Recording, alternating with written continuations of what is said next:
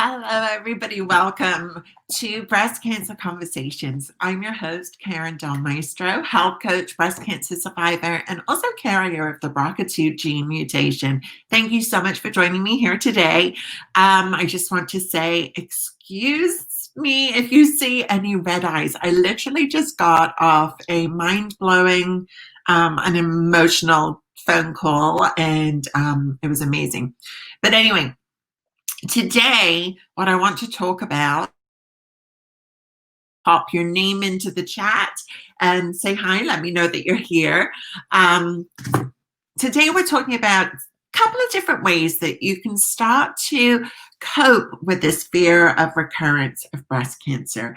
Now, I think the fear that we're going to get it again is so real and entirely normal. And when I speak with breast cancer survivors, 99% of them, hey, I don't know who's here, but pop in your first name so that I know who's on. Thanks for saying hi. 99% of them say that the biggest challenge after treatment is over is living with this fear of recurrence. And I get it.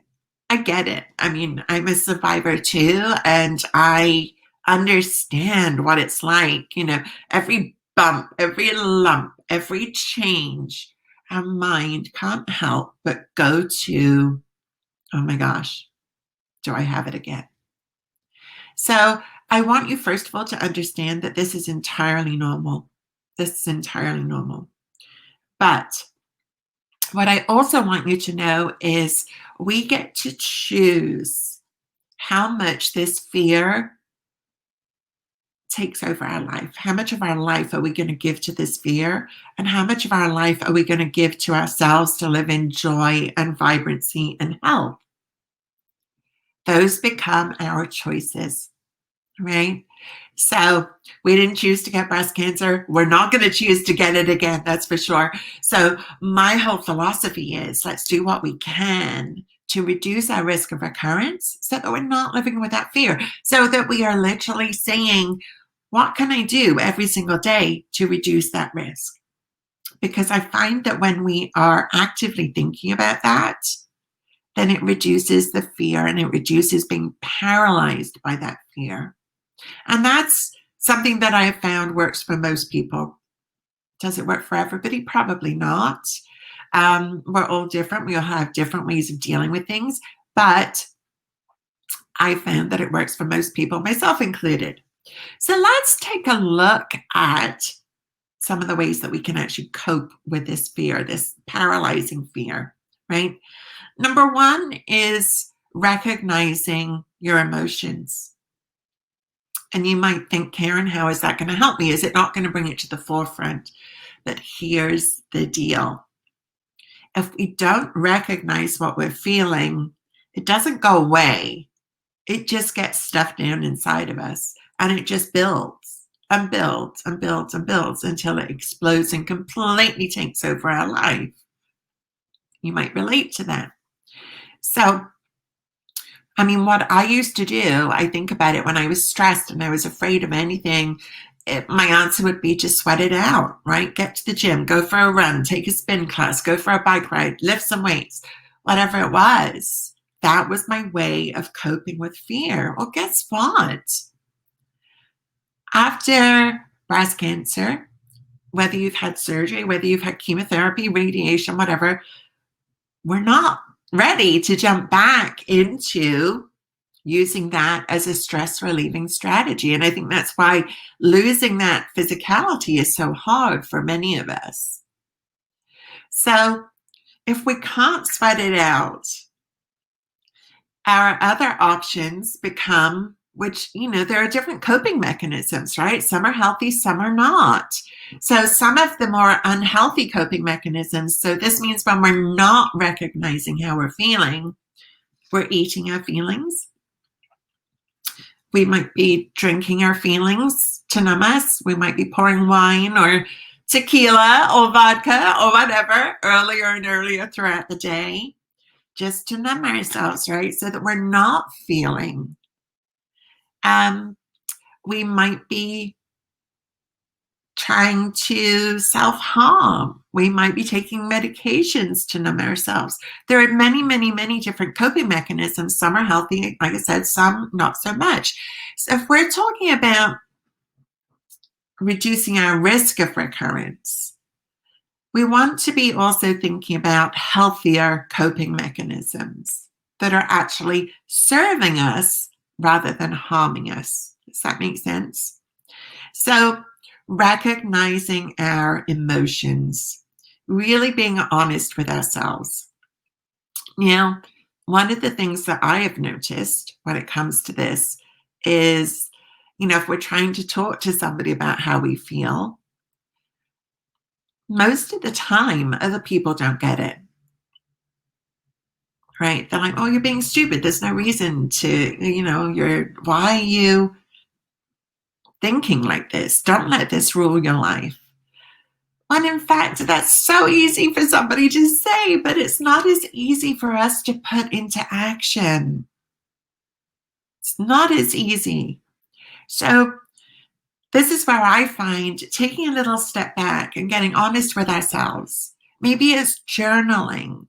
Maybe it's coming into the Healthy Living After Breast Cancer Facebook community and sharing how you feel in there with other women that get it. And that's part of the reason I created that community, is so that we have that safe space. And you know what? It's not anybody's fault that they don't get it. I always liken it to going through a divorce. Unless you've been through a divorce, you don't get it. You can't understand it. Same thing with breast cancer or any other major trauma. Unless somebody has been through it, it's not their fault. It's how can they possibly understand what this fear actually feels like? How can they possibly understand how hard this can be? They can't. They can't. And that's okay, as long as you know where to go to get the support and the understanding that you need. So, thinking about how you actually feel, right? Recognizing your emotions. Is it the fear of having to go through breast cancer treatment again? Is it the fear of losing control over your life? Is it the fear of facing death? And I hate saying that, but I remember the day that I was diagnosed, and that was one of my first fleeting, but it was there. Oh my gosh, am I going to die? And again, there's such a struggle often between the logical brain, which says, don't be silly, Karin. You caught it early. You're going to be okay. But then there's the emotional side, which is really, we don't get to logically control that, right? These emotions come up whether we want them to or not. And that's where recognizing these emotions becomes really important. Because if you're not recognizing them, you're not validating how you feel. And how you feel matters, always. And there's no right or wrong about how you feel. How you feel is how you feel. Therefore, it's right. Right? So validating how you feel is so important. Really tapping into it. Yeah. So one of our listeners is saying here, she agrees, yes to all, but she's not crippled and obsessed by it. But at the same time, she has daily reminders, right? Daily reminders. It pops into your head every day in some way or another. And I'm glad that you're not crippled and obsessed by it. That's the goal, right? Is to not be paralyzed by this fear. But it's there. And, and I would ask you, do you recognize the fear? Do you validate yourself by what you're feeling? Because it's only when we do that we're actually able to start processing and move through it. This is why it's so important. Because we also have to remember that stress and anxiety is toxic to our bodies. And those two emotions are going to increase our risk for recurrence. That's why this is so important, right? Everything I do is about focusing on reducing that risk of recurrence. So coping with the fear is a really big part of that. And I'm going to go into this in more detail in my 5-day free Facebook Live series called What to Expect After Breast Cancer Treatment Ends. And I'll make sure that you've got the information for that at the end of this video. But let's go on to number 2, right?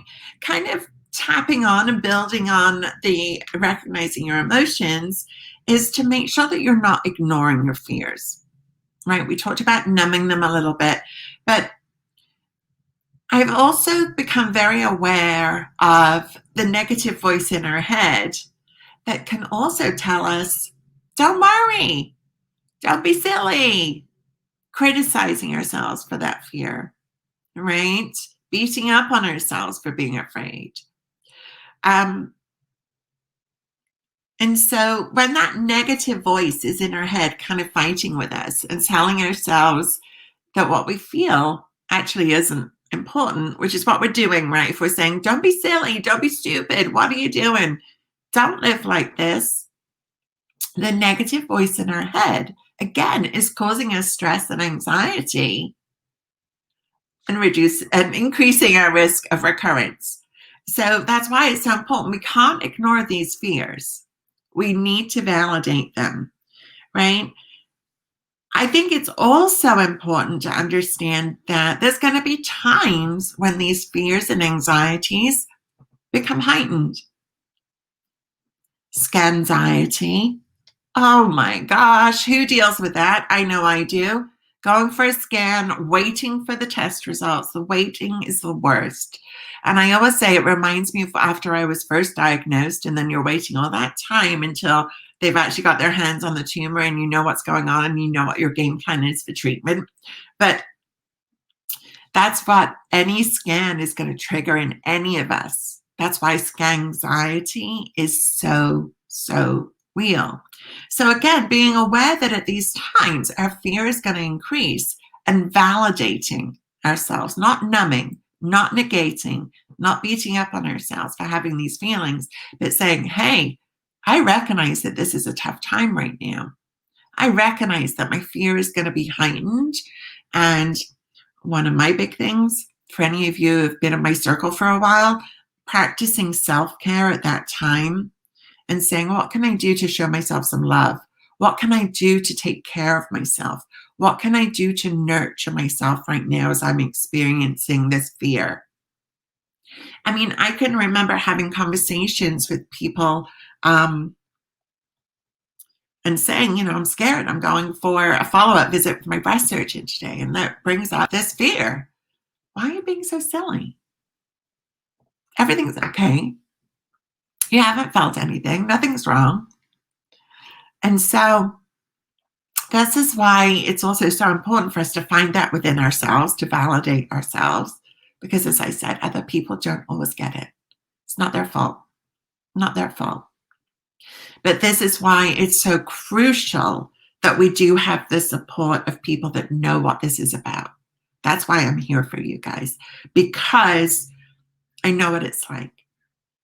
I know what it's like to not have that support. I mean, I've heard so many stories of people losing friends go throughout their cancer journey because they can't relate to the emotions that we're going through. Not their fault.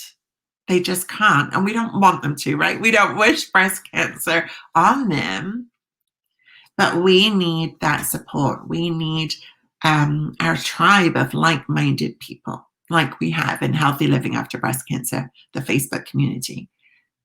That's why this is so important, so that we can talk about these fears, talk about these anxieties, talk about this stress, because that is a major way for us to cope with it and feel validated by what we're feeling, so that we don't have to hide it, so that we don't have to numb ourselves to it, so that we feel like we have to keep it all to ourselves and not be able to share. That's too heavy of a burden. It's too much. It really is. And all of that is going to increase our risk of recurrence too. Not an option. Let me just grab a drink a second. By the way, I am drinking something today. It's called mud water. It's like a healthy hot chocolate. If you weren't on at the beginning, I shared I just got off a really emotional call, and this is like my virtuous self-care, guys. Self-care. Hug to myself. I don't want to have hot chocolate because it's all that sugar and fake stuff, right? So this is called mud water. It's cacao. I don't have the list, but it's cacao. It's Marsala chai. It's got turmeric. I put Manuka honey in it and a little bit of oat milk. And it comes with a handy dandy little whisk. So it's like a hot chocolate, but it's healthy. So that's what I'm sipping on right now, in case you're wondering. Yes, it's normally tea, but right now, mud water. If you're interested, I'll put the link down below for it. So we've looked at number 1, recognizing your emotions, right? Number 2, not ignoring your fears. Your fears are real. They are valid. So number 3, and this is something that I talk about all the time, because one of my Karinisms, and people that have been in my circle for a while know that this is what I say all the time. If we're stewing on something, it's not doing us any good. So my Karinism is either we let it go, like completely let it go, which is kind of hard to do, or we do something about it. But that's doing, whether it's up here and the head spinning or whether it's in the gut and we're spinning, you know exactly what I'm talking about. If we are just stewing on something, it is toxic to our health and our well-being, both mentally and physically. So stewing is not a place that I want you to be. And I feel like fear of recurrence really sits into that, because we stew, right? And our head goes to every eventuality. What if this? What if that? What if the other? So what I invite you to do is to come back to today, because that is ultimately all that we get to control in this life, is right what's in front of us today, especially in this world right now that we're living in with so many unknowns. So when we look at what can we actually control, especially when it comes to recurrence, right? We want to look at creating and rethinking like some of our daily habits that are going to help us reduce our risk of recurrence. Because take my word for it, and I know because this is what I do, this is what I've spoken to a number of different people and worked with a number of different survivors who are doing the same thing. And they have said to me, wow, just this focus in a positive direction is really helping them to not be paralyzed by that fear. Like I said, I'm going to go more into that in the 5-day free Facebook Live series, What to Expect After Breast Cancer Treatment Ends. I'll be diving even more into this and the healthy habits. But to give you some idea, you want to be eating healthy food. What does that mean? Generally, like clean eating for me. It doesn't mean being on a diet. I don't believe in that, right? But it's nourishing your body with healthy food.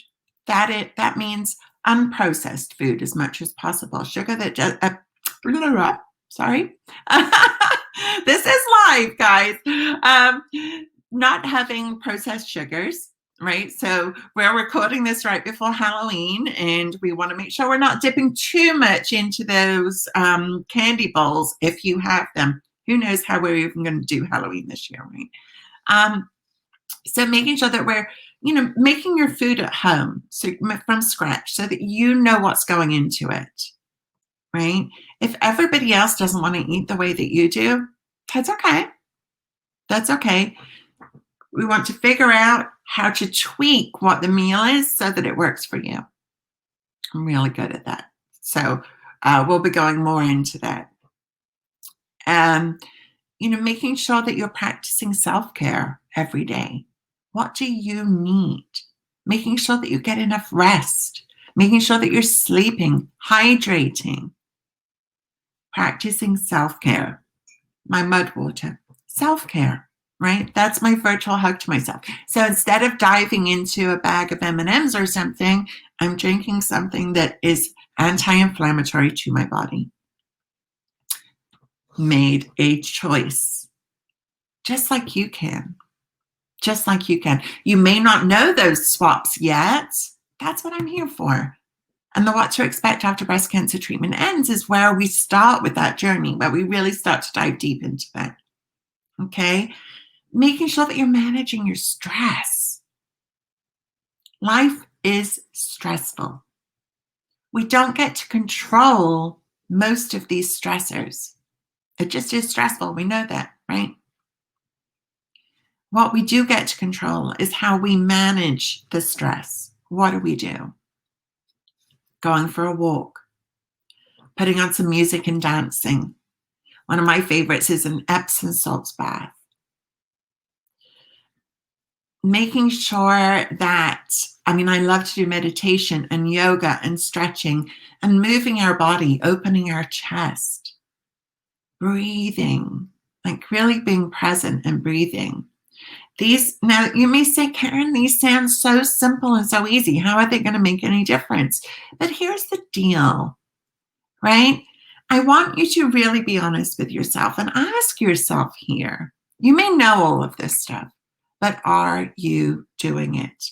Are you implementing it on a daily basis? Because that's what matters, what we do every single day. So to give you an example, like when I'm putting my meal together, with every meal, I'm saying, how can I reduce my risk with this meal? So even something like making my oatmeal in the morning, I'm putting pumpkin seeds on it to increase my zinc, which is going to help my immune system. Feels good. So that's what I'm saying. When we actively take steps, and I'm here to help you with those steps, you don't have to figure it out on your own. I've done all the research. That's my expertise, right? That's what I have learned, so that you don't have to. I'm here to essentially give you the easy button.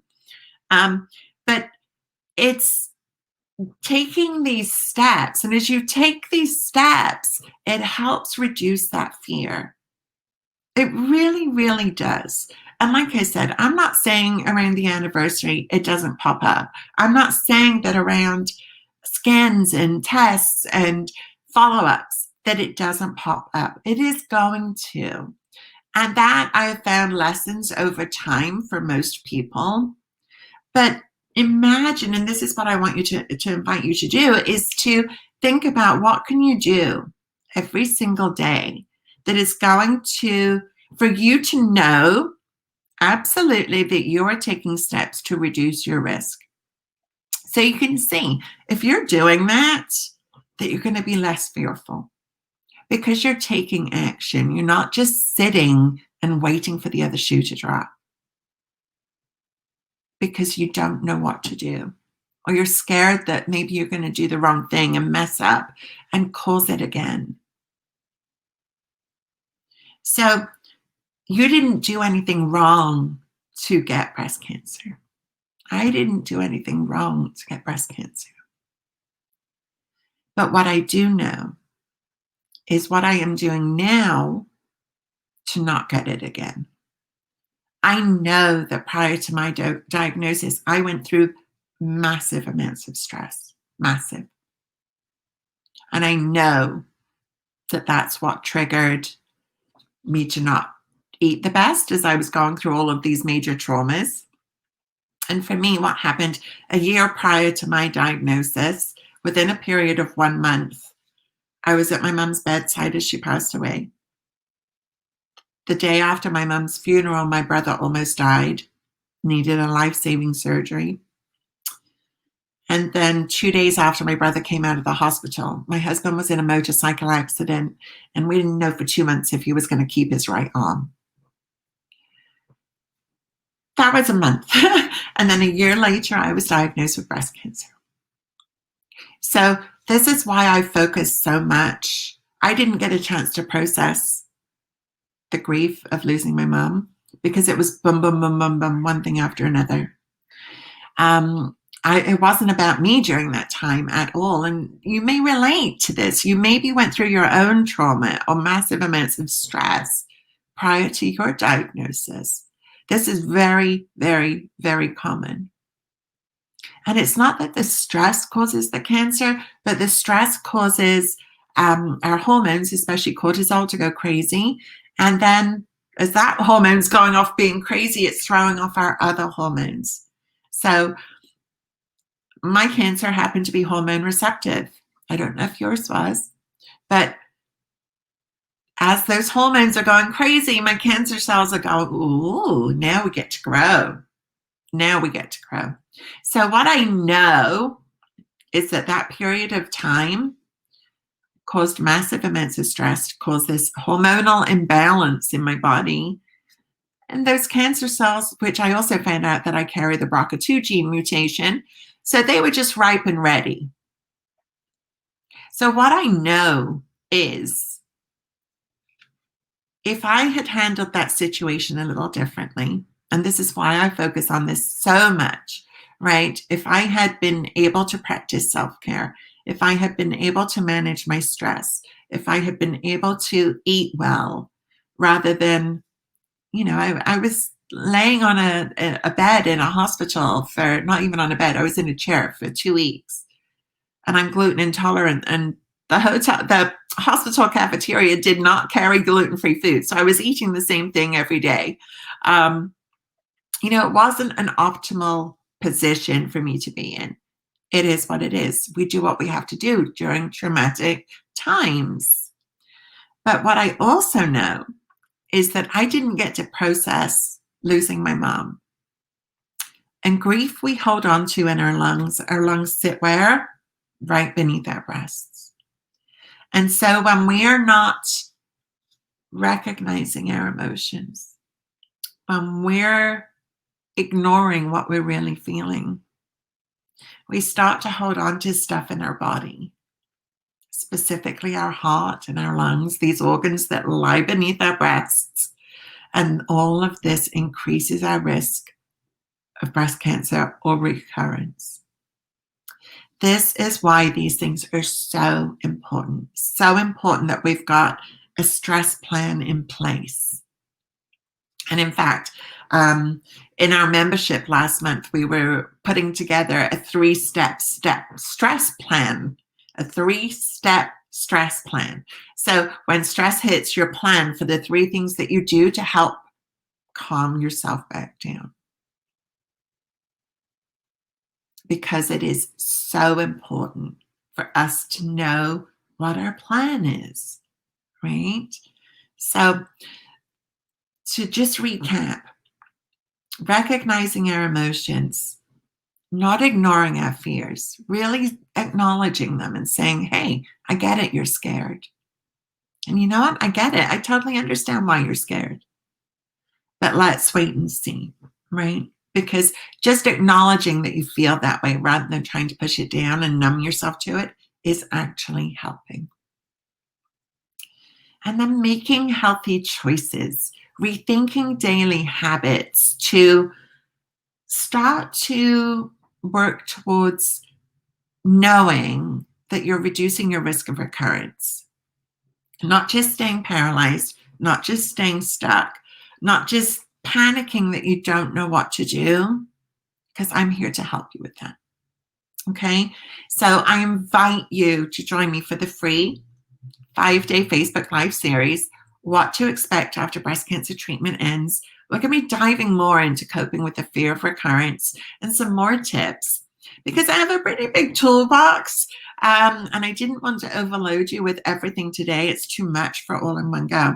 Does anybody have any questions about anything I've said or anything to do with coping with the fear of recurrence? I see that we've got some people on here today. Thank you for joining me.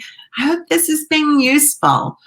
It's an introduction. This is not something that I can handle in one sitting, but I hope that I've given you some food for thought, and I'd love some feedback.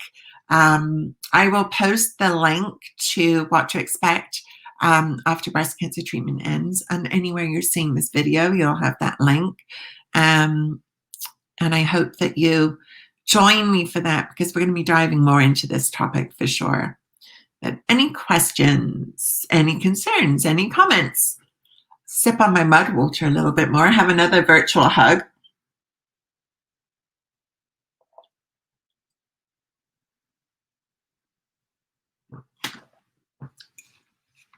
No? Okay, all quiet on the Western Front here. So thank you so much for joining me today. Um, like I said, I'm going to pop that link. But the biggest thing here is you get to choose. You get to choose if you stay stuck in the place of where the fear is just overwhelming you and paralyzing you and stopping you moving forward in your life. You've been through this crazy journey that is different for each of us. But what you're feeling is real, it's valid, and I understand it because I get it too. And I'm just sharing with you the tools that I use every single day so that that fear is not what's at the forefront of my brain. And I'm actually looking to the future and planning, and I'm excited and inspired for the life that's ahead rather than feeling like I'm just sitting under a big black cloud. And I don't want that for you. You have fought hard to be here, right? So you deserve a life that's full of joy. You are brave. You're courageous. And you've faced something face on. Like you really did face this breast cancer and you got through to whatever point you're at right now. And you will keep going. But I want you to be able to move forward with some direction, with a guide, with a roadmap. Just kind of like when you get your treatment plan, right? It's that sigh of relief. It's like, okay, all right, now I know the plan. I know what I'm doing. I know what's expected. Versus just being there saying, what now? What do I do? I've got all these feelings, physical as well as emotional, and I don't know what to do with them. I don't know what I'm supposed to do. And you might be there also saying, you know what? I think for so many of us, our perspective changes as we go through this journey. What's important to us can change quite often. And I think it's kind of cool to have the opportunity to redefine what life looks like and to say, you know what? Now I know what's really important to me. Those are the things I want to focus on in my life, rather than all the noise and the busyness and the whatever it might be, is saying, what direction do I choose? And you have that power here. You have the power to choose the direction that you're heading and the path that you're going down. You don't need to know the steps. That's what I'm here for. It's that simple. So I'm going to pop the link for what to expect after breast cancer treatment ends. Anywhere you see this video, even if you're watching in the replay, you'll get that link. And please sign up. Space is limited, so sign up right away. And I hope to see you in there.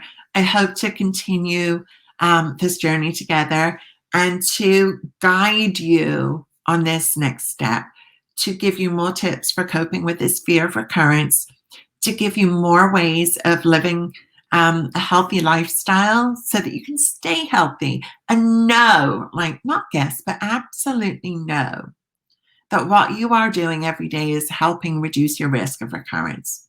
Because it's that, my friend, that truly does help you step out of that place of fear and into this place of feeling empowered, like you're taking control. I should say taking back control, right?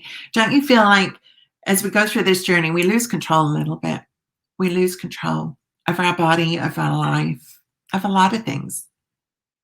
So it's time to reclaim that power and choose your next step. So I invite you to join me. Thank you so much for being here with me today. If you have any questions, please feel free to pop them in under this video. Reach out to me, send me an email, pop into the Facebook group, Healthy Living After Breast Cancer. And know that I am here to support you every single step of the way as we continue this journey together. Thank you so much for being here today. I'll see you next week. Bye for now.